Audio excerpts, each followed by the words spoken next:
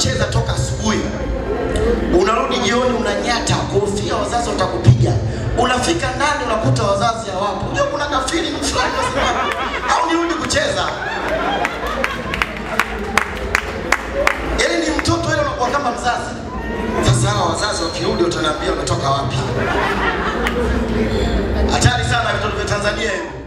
Unapotea njia Tanzania, umejitakia. Tanzania kuna watu special hapo kuelekeza watu njia. Yaani hao kama hujaelewa wanakuwa wanaumia. Kwani upajui niko Tawa?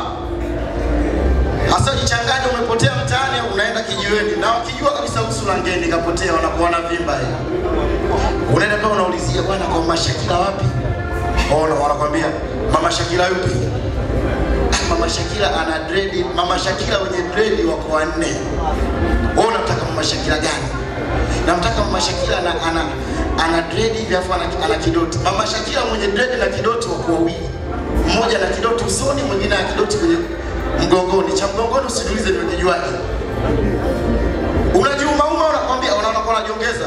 Wanakwambia hebu mpigie aliongeza uje mpaka hapa. Unachukua simu unapiga. Unapiga. Jamani aliniambia nije mpaka hapa.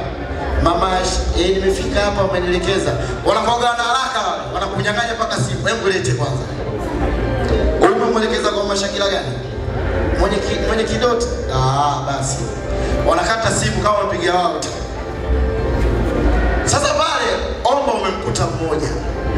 Ukiwakuta wengi wanakuwa wanakugombania kwenye kuelekeza njia. Unasikia? Umeona hii hapa? Babu tulia vipi? Amekuuliza wewe? Umeona hii? Ni ushanao moja kwa moja. Mbele kushoto kunja. Kuna mto. Nenda mpaka mbele kule kuna bomba. Hapo ndo kwa Mama Shakila. Unaenda hivi kuna mchiza na kuta babu njoo. Huyo hapa ujue mgeni. Njia muelekeza anapotea yeye. Nisikilize mimi. Umeona hii njia hii? Hii ukunji. Yaani kuna vitu vingi sana.